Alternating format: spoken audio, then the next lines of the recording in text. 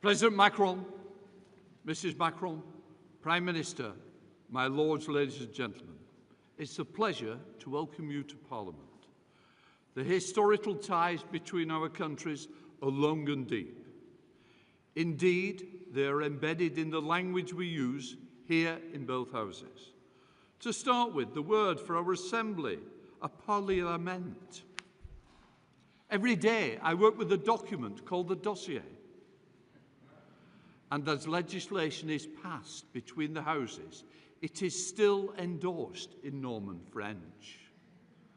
Our shared history goes back now over 900 years, but the Entente Cordiale began relatively recently, 120 years ago. Since then, our states have had a broad and deep partnership, working together on European and global security. Together with peaceful ties, we have cooperated on defence in the past. We have fought side by side with France in the First World War. In every town and every village, our memorials remember those who went to war and did not return. From across the country, units like those in my own constituency of Chorley, the Chorley Pals, who fought on the Somme, went and did what had to be done. And again, in the Second World War, we were proud to form a base for the French government in exile. The beginning of the end of the war came on the beaches of Normandy. In 1944, Speaker Clifton Brown led a parliamentary delegation to visit Allied troops on the front line in Normandy. And France has never forgotten how we fought together. In 2018, I was honoured to be the ceremony in Chorley, where several of my constituents received France's highest honour, the National Order, the Legion of Honour, for their part in the liberation of France. In this year, the 80th anniversaries of victory in Europe and victory over Japan, we will remember them. Our defence and cooperation continues and is more vital than ever. 15 years ago, on the 2nd of November 2010, the Lancaster House Treaties were signed. Britain and France undertook to build a long-term partnership in defence and security.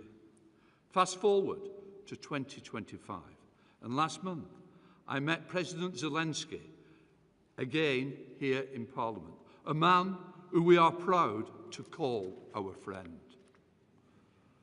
As Europe continues to be under threat once more, I salute your efforts, Mr. President, to work with our country to build a coalition of the willing, ready to play their part in ensuring Ukraine's future security.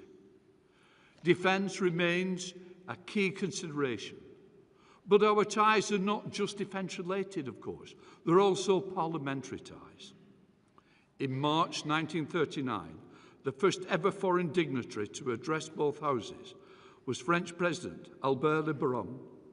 He began a long-term and welcome tradition of engagement between French and UK politicians. Indeed, just a few weeks ago, I hosted my counterpart, Speaker Yael Pivet, following a fruitful discussions at the G7 Speakers Conference. There has always been strong parliamentary cooperation.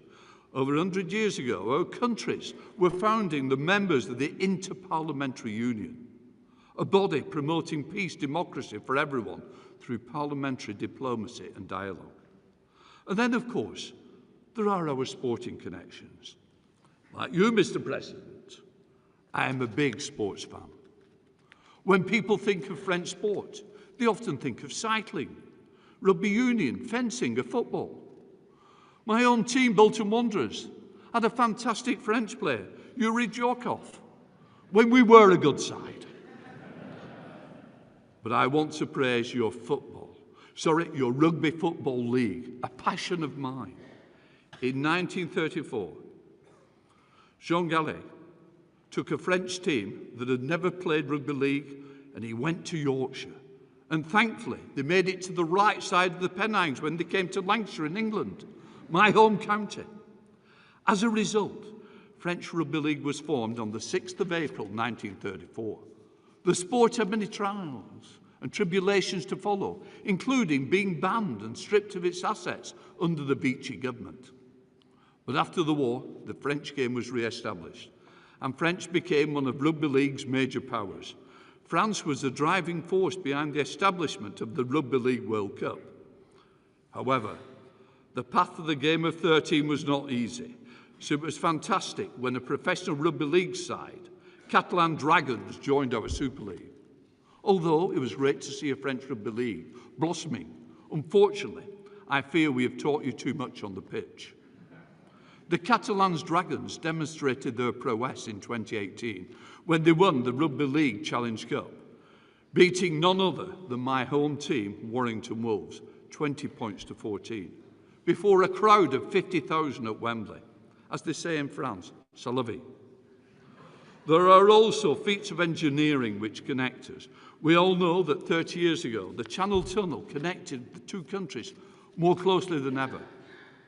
But our countries also share energy links through the electric interconnectors and the great industrial partnerships such as Airbus. We are truly bound together. So, Mr. President, I welcome you wholeheartedly and hope the cooperation between our countries will continue to flourish. Mr. President, please.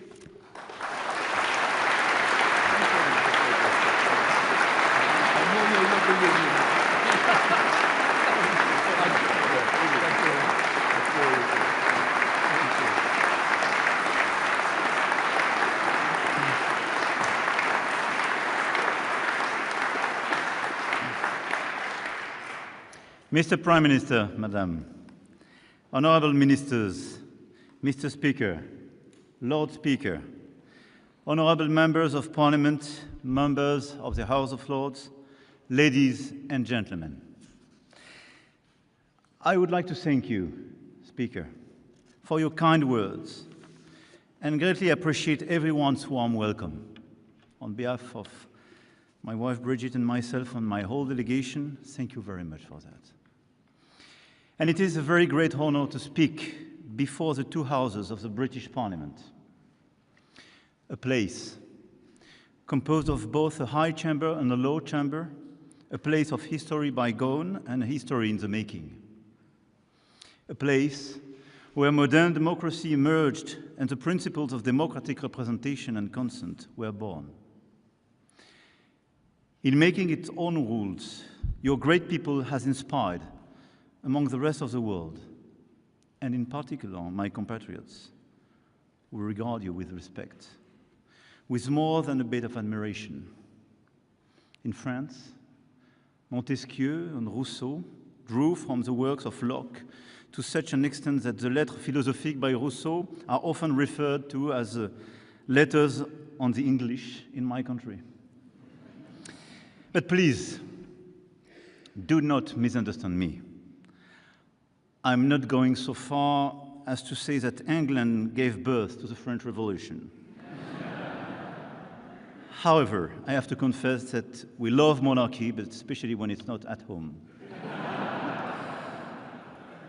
But I really believe that from the Magna Carta to America's Declaration of Independence in 1776 and France's Declaration of the Rights of Man and Citizen in 1789, a same pathway emerged towards democratic order and the rule of law. And so many times, this shared path was forged in the brotherhood of arms. So many times it followed the small trails of the Ardennes and the Vosges mountains under the hail of German bullets from 1914 to 1918. So many times it almost veered off course, taken up by our common ancestors, reconquering the Normandy coast inch by inch under the glaring sun of June 1944. And I would like to thank Prime Minister Starmer, dear Keir, for attending the ceremonies of the 11th of November last year, honoring our fallen soldiers, the British Red Poppy alongside the Bleuet de France, becoming the first British head of government to spend Armistice Day in Paris in 80 years. Thank you.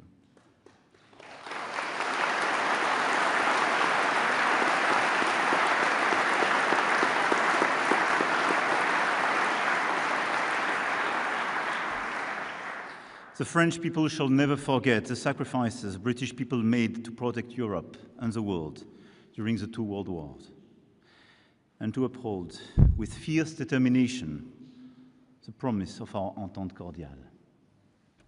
We shall never forget the support of the asylum your forefathers gave to the Free French forces in the fight against the barbarism of the Nazis. Sir Winston Churchill was one of the visionaries who had the foresight to help forge a strong transatlantic alliance and to come up with a peaceful European order in which he deeply believed. He passed this same vision on to us of a world order based on law, justice, and respect for territorial integrity. An order that is today being attacked on a daily basis as we witness direct attacks on our democracies, the return of war to our continent, the resurgence of imperial impulses, and the flouting of international rules by destabilizing powers who are attempting to divide up the world to their advantage. Speaker, you and your predecessors have become famous, I have to say, even in France, for your way of restoring order in the courts with your imperial and imperious exclamations, "Order, order." And today, we wish to join you in shooting out "Order, order" with you to calm the unrest in the world. As permanent members of the United Nations Security Council, deeply committed to multilateralism, the United Kingdom and France must once again show the world that our alliance can make all the difference. Clearly, we have to work together in order to defend an efficient multilateralism and to protect the international order as we forged it after the Second World War.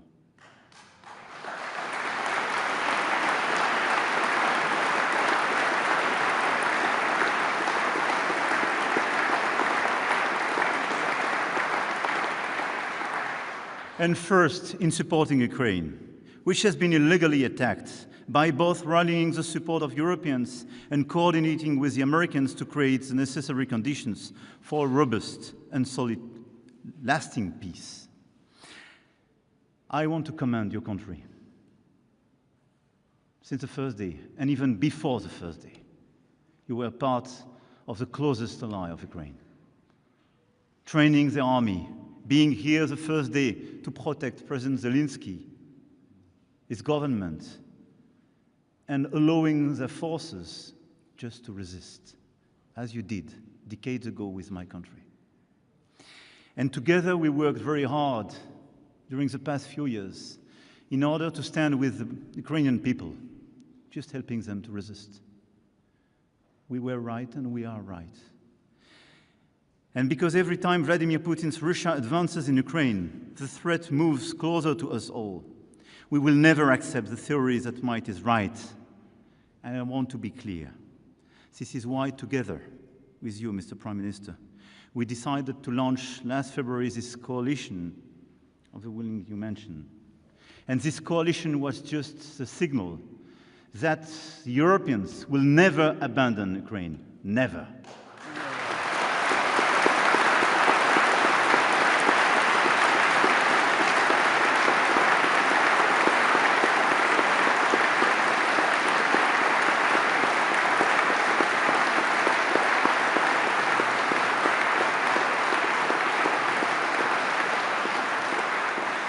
And whatever the decisions could be elsewhere, we will fight till the very last minute in order to get the ceasefire, in order to start the negotiations to build this robust and sustainable peace. Because this is our security and our principles together which are at stake in Ukraine. This is the possibility of a Europe in peace. Our generation did enjoy during the past decade, which is at stake in Ukraine, nothing less. And together, we will follow up these efforts. We have also stood together in calling for the cessation of hostilities and path to peace in the Middle East. since the spiral of violence began after the terrorist attacks by Hamas on the 7th of October 2023. Together, we call for the release of all hostages. Together, we've called for a ceasefire in Gaza. It is a matter of absolute urgency to end the suffering of the hostages and of the Gazans. A war without end and without a strategic objective poses a huge threat to the region and our collective security. Today, a dehumanization is occurring there that can never be justified. Together, we are aware that a political way out is crucial, and I believe in the future of the two-state solution as a basis for a regional security architecture, which will enable Israel to live in peace and security alongside its neighbors. But I want to be clear. Calling today for a ceasefire in Gaza without any condition is just telling to the rest of the world that for us as Europeans, there is no double standard.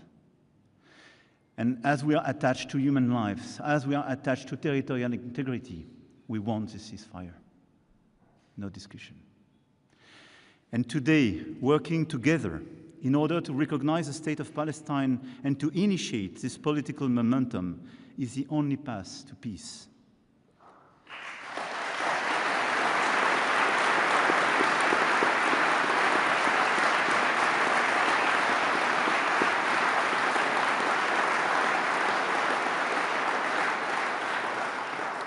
Because since Oslo in 1993, with Gaza in ruin and West Bank being on a daily basis attacked, the perspective of a Palestinian state has never been put at risk as it is.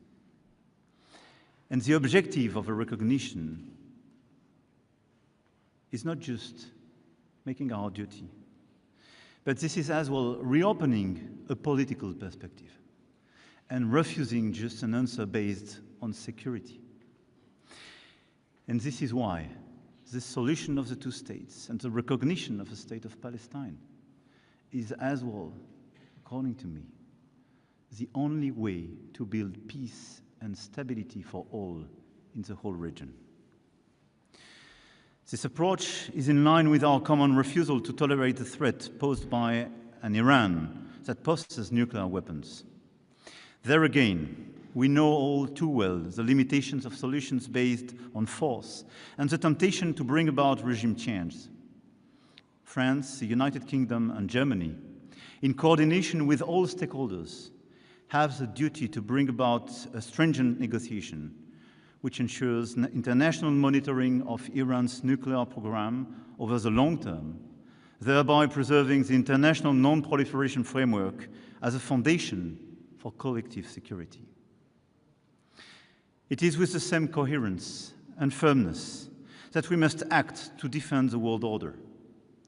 In Africa, our two countries have had a weighty past, which is why we can legitimately send a message of conciliation and refusal of spheres of influence, of respect for economic and territorial sovereignty.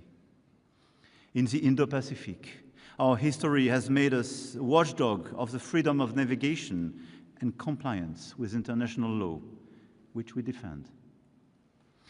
Amid these upheavals, the alliance between France and the United Kingdom has not faltered.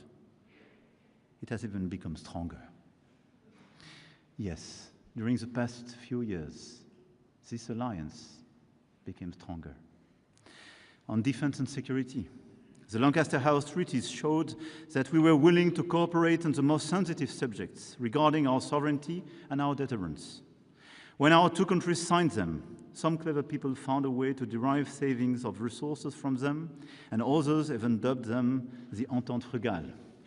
Yet, they have successfully provided structure for defense cooperation between our two countries for the past 15 years. At this bilateral summit, we will enter a new stage that will scale up this cooperation. And our two countries, the only European nuclear weapon states The leading armed forces of the continent, together accounting for 40% of European military budgets, vow to fully shoulder the responsibility when it comes to European security. And we are faced with new threats, with aggressive nuclear powers, with sometimes hesitating alliances, and the return of major conflict on our continent. This is why, in today's our summit is so important, and the announcement we prepared so historical. The capabilities identified 15 years ago at Lancaster House must be increased dramatically in proportion to the threat. Our industrial cooperation must also move to the next level, and our relation to Europe must change, even in the core of sovereignty. There is an expectation in Europe that, faced with revisionist neighbors, our two countries have a special responsibility for the security of the continent. And it is time to articulate it. And to paraphrase Pete's famous phrase, to make sure that not only our two countries will save themselves by their own exertions, but also that we will save Europe by our example and our solidarity. But we will return to this in more detail at the summit on Thursday, but very clearly, taking the commitment to go to the 3.5% on defense in the years to come. It's not just piling money, but increasing our cooperation altogether, reducing our dependencies, and building a strong European pillar in NATO. We have to work together to cooperate as we did a few years ago in Sahel, shoulder to shoulder. We have to cooperate in order to build new common programs, to increase the cooperation of our industries, and to make a more independent and stronger Europe of defense. Second, on climate and biodiversity. Together we commit to the planet in the face of the new league of international reactionaries who deny science and facts. We also defend with one voice the implementation of our climate ambitions towards carbon neutrality, phasing out fossil fuels and protecting forests, which will be core issues of the upcoming COP30 in Belém. We are also acting together to achieve the ratification of the BBNG Treaty on the protection of oceans, mobilizing the private sector, reforming the official development assistance system in line with the Paris Pact for Peoples and Planet, where we work together. And we worked very actively and still work together on biodiversity and biodiversity credits. The report we commissioned together as Franco-British during King Charles' state visit to France is not just excellent, but we endorse it and we will implement it. We will now continue to work together and implement this work. Third, on migration. And I have the feeling to be weighted on this issue as well in your country. Indeed, in this unstable world, hope for a better life elsewhere is legitimate, but we cannot allow our country's rules for taking in people to be flouted and criminal networks to cynically exploit the hopes of so many individuals with so little respect for human life. France and the United Kingdom have a shared responsibility to address irregular migration with humanity, solidarity, and firmness. The decisions that we will take at our bilateral summit will respond to our aims for cooperation and tangible results on these major issues. Very clearly, we task our Minister of Domestic Affairs to work very closely together, and I want to salute the very close coordination and cooperation. But our objective, very clearly, is to have the best ever cooperation between our two countries in order to fix today what is a burden for our two countries. But let me remind as well, as we are making these bilateral efforts, as we are stepping up the level of our cooperation, a third of the people entering illegally into the Schengen area attempt to cross the channel. And we will only arrive at a lasting and effective solution with as well the action at the European level and the cooperation, especially of the countries of first entry on the European soil, by continuing to work with the countries of departure and transit, of global migration routes, and as well by addressing pull factors. But let's be clear, we will deliver together, because this issue is a clear issue for our two countries. Fourth, on economy. Our trade has been revived and has even surpassed the pre-Brexit levels. The 3,500 French companies working in the UK remains the second leading foreign employers in your country, and vice versa. And we want to do more, and at the occasion of the summit as well. We will deliver additional results, additional investment, and very strategic investment in the energy and space fields where we have long-standing cooperation, but where we want to build a new step forward and open a new era. Since the last time a French president spoke before you in 2008, Europe has changed. First of all, of course, because the sovereign British people chose to leave the European Union in 2016, a decision that we respect, even if we found it deeply regrettable. I am aware that I am the first European head of state to make a state visit since the United Kingdom left the European Union, and I take full account of the importance of this moment. It took us a few years, but we have agreed on the foundations for our new relationship.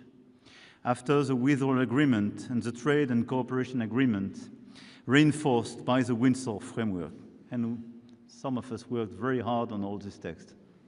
I have great memories. I support Prime Minister Starmer's efforts as well to restore trust, ensure compliance with the agreements concluded, and strengthen this framework through targeted cooperation in our common interest.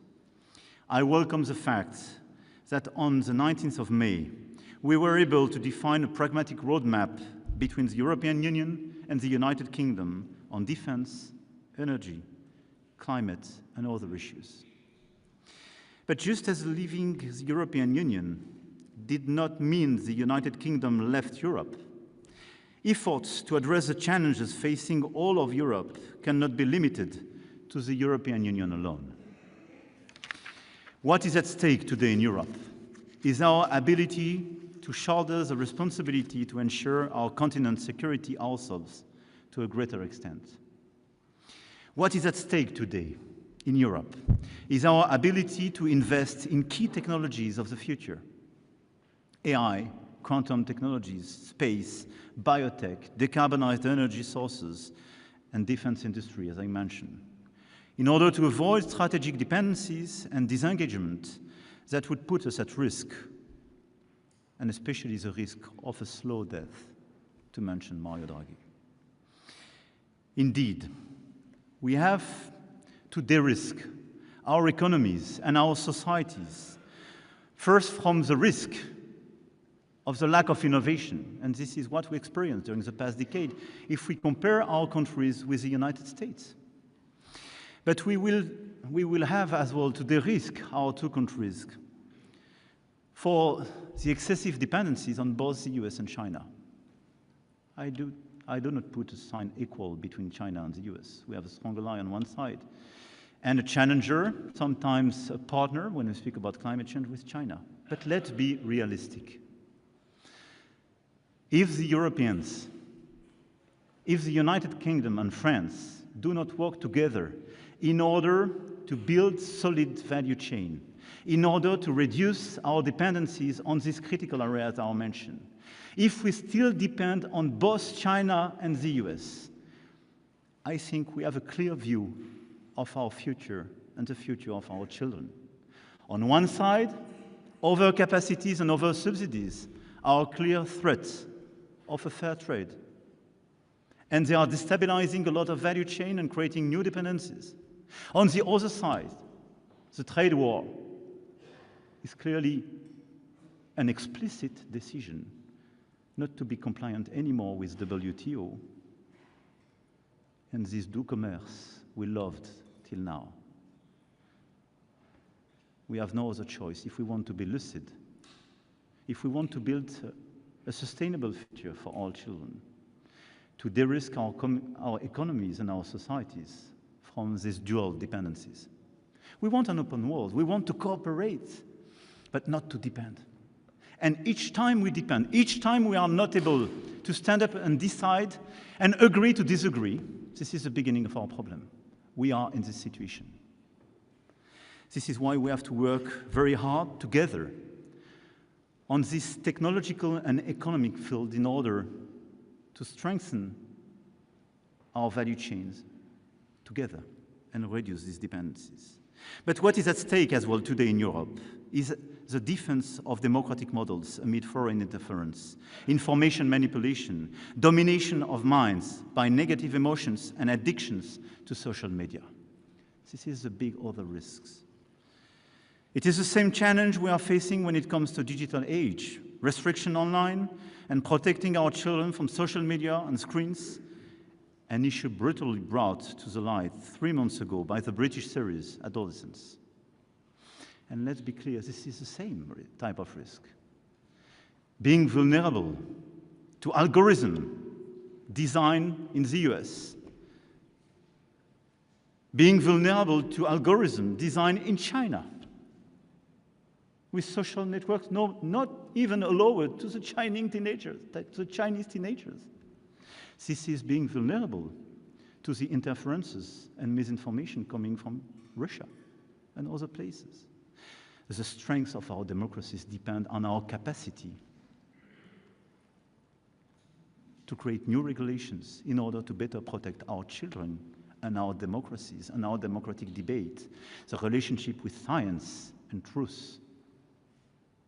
Otherwise, our future will be decided by those who will decide for this algorithm.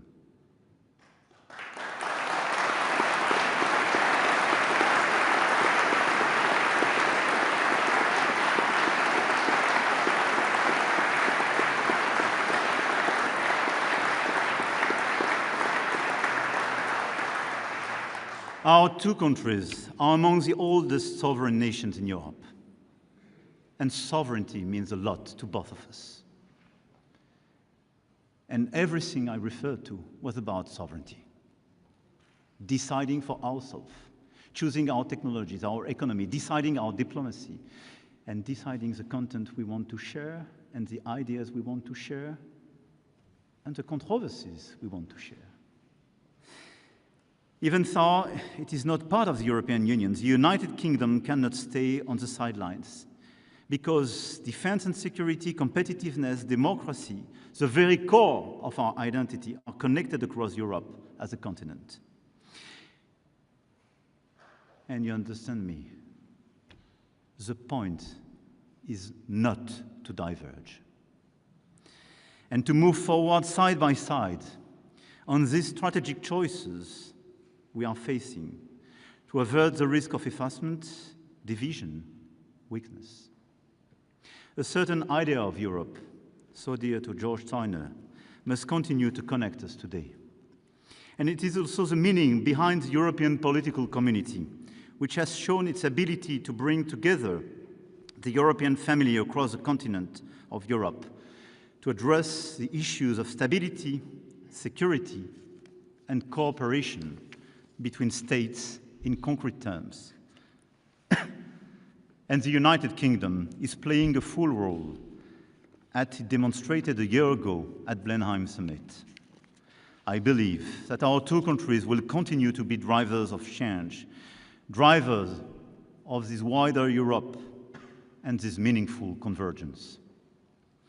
We must be able to count on our economic, academic, research, and cultural relations to together tackle these sovereign-related challenges. And I welcome the number of partnerships agreements that our universities, museums, research institutions will sign in the margins of this visit. They will participate in our respective agenda to reindustrialization and strategic independence in key sectors, from artificial intelligence to culture. Our two countries are leaders in Europe when we refer to artificial intelligence. But the competition of the US and China is fierce, and Europe, on this point as well, needs to step up its investments. This is why we have to work as well together. as the Channel Tunnel is celebrating its 30th anniversary this year, let's make a wish here today. Let's not allow the channel to grow wider. Although there are 300,000 French people living in the United Kingdom and 150,000 British people living in France, there has been a decrease in movement in recent years when it comes to school, university, professional and researcher exchanges. And today there is a risk that our societies are growing apart, that our young people do not know each other as well and may end up strangers at a time when international current events remind us on a daily basis of our common future. Let's fix it. Let's work together in order to facilitate the exchange of students, researchers, intellectuals, artists. This is so important. Let's allow our children to have the same opportunities as the one we had.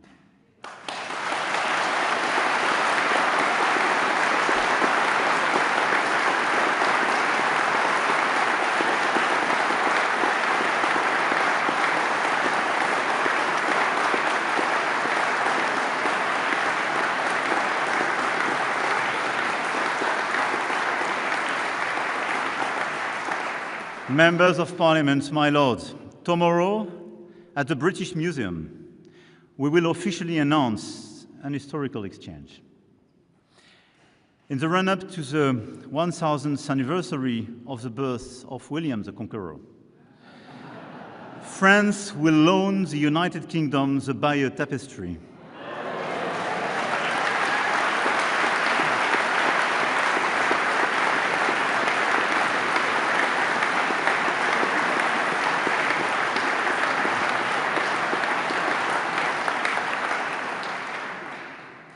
To say it took probably more years to deliver this project than all the Brexit texts.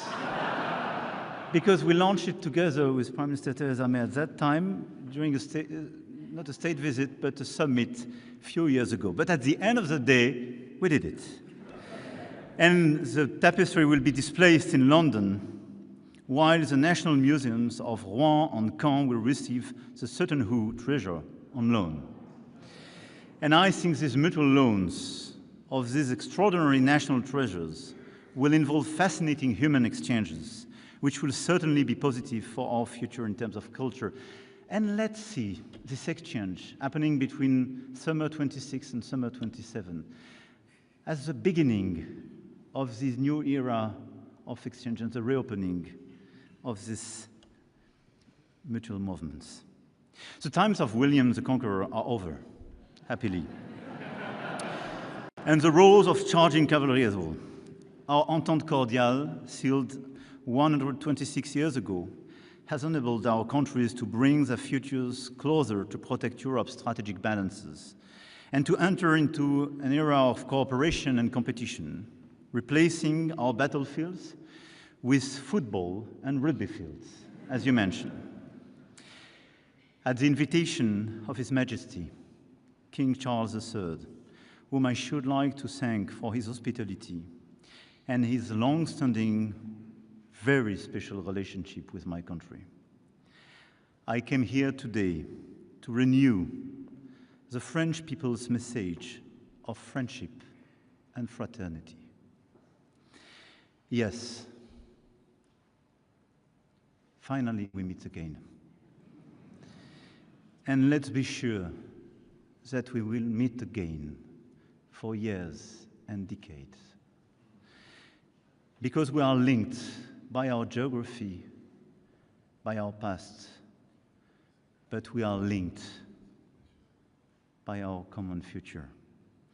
And the only way to overcome the challenges we have, the challenges of our times, will be to go together, hand in hand, shoulder to shoulder. This is our common destiny. Long live our France, United Kingdom friendship. Long live the United Kingdom. Long live France.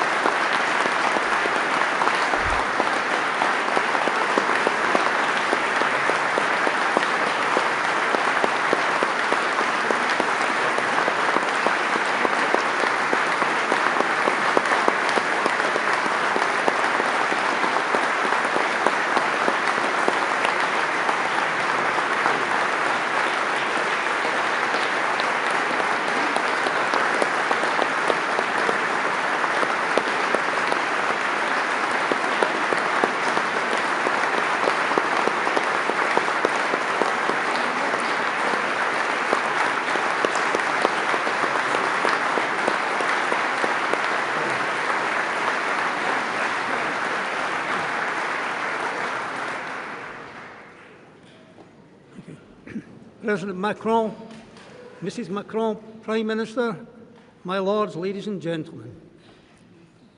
D'abord, Monsieur le Président, merci.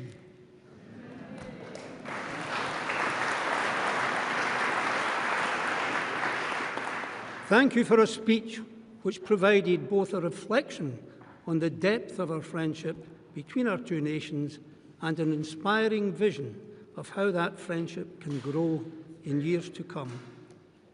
You are the 8th President of the French Republic to address both Houses of Parliament here in Westminster, a record which is matched by no other country, which stands as a testament to the strength, stability and closeness of the bonds which join us. Your presence here follows a state visit to France of His Majesty the King, when he told the Senate in Paris that the United Kingdom will always be one of your country's closest allies and best friends, and a statement I wholeheartedly endorse. Mr. President, the lives of our two nations are entwined in innumerable ways. We have deep links through trade, through science, through education, through art, and through, as you say, the huge numbers of our people who visit and live in each other's countries. And I'm proud that French art lovers are currently flocking in their thousands daily to an exhibition in Paris by one of the UK's foremost artists, David Hockney. And, Mr. President, I'm delighted that British football fields have been graced over the years by the talents of French stars, from Thierry Henry to Eric Cantona to David Ginola and to Ibrahima Konate. And on the subject of football, Mr. President, as a proud Frenchman, you must have been delighted to see the emphatic victory of Paris Saint-Germain in the UEFA Champions League. However, as an avid fan of Olympique Marseille, perhaps you might have found it a little difficult to join the celebrations enthusiastically. I was honoured to be warmly welcomed to the Senate during my visit to Paris in March, and I hope soon to greet Senate President Gérard Larcher on a return visit to the House of Lords. And whilst in Paris, I was privileged to be invited to visit the Cathedral of Notre Dame and to witness its extraordinary rebirth following the devastating fire of 2019. Mr. President, we in Britain recognise that this breathtaking project was led from the very top of the French state. Craftspeople of the highest talent, combining modern techniques with traditional skills on a grand scale, delivering on a vision and timetable set by you personally, Mr. President. We in this audience salute your achievement.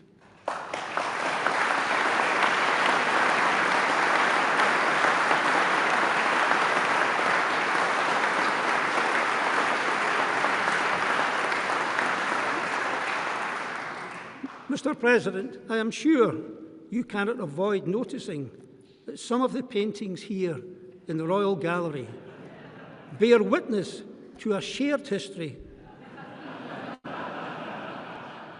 which has not been without a certain number of what you might call contretemps.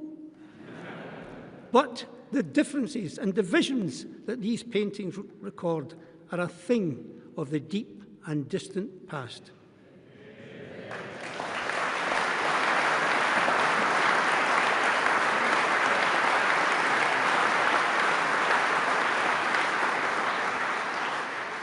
The Entente Cordiale, struck in 1904, has been the bedrock of an alliance which has only grown deeper and stronger over the past 120 years. And today, the United Kingdom and France stand together in facing the challenges of our age, whether in our support for Ukraine, as you so eloquently stated, our defence of liberty and democracy, or our shared determination to tackle climate change. When President Charles de Gaulle addressed both houses of Parliament in Westminster in 1960, he declared that France feels itself shoulder to shoulder with Britain. 65 years later, I will use de Gaulle's own words in the original French to assure you, Monsieur President, nos deux pays reste côte à côte. We are still shoulder to shoulder.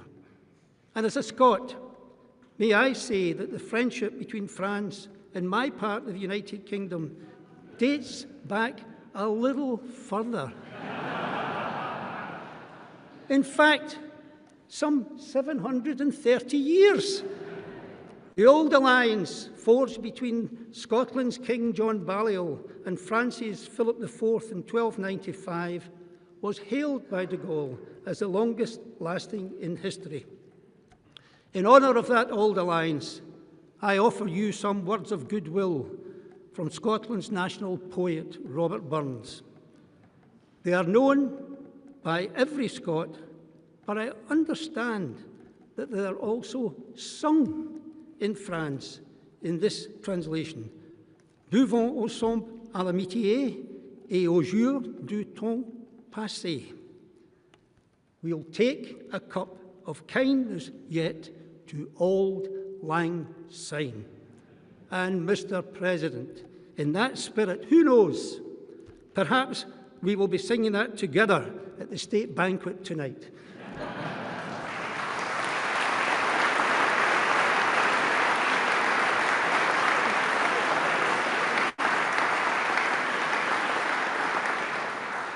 And as a proud Scot, I am sure that our old alliance will continue to flourish. And as a member of the UK Parliament, I am confident that our close friendship will endure and grow.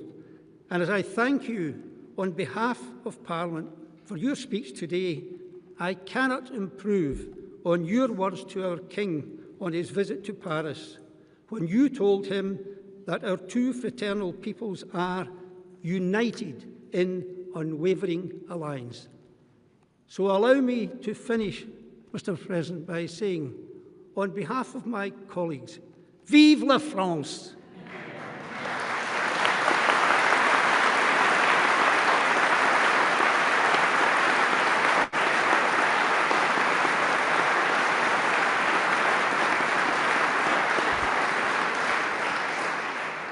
I ain't finished yet. Long live the United Kingdom, and long live Franco-British friendship. Thank you, Mr. President.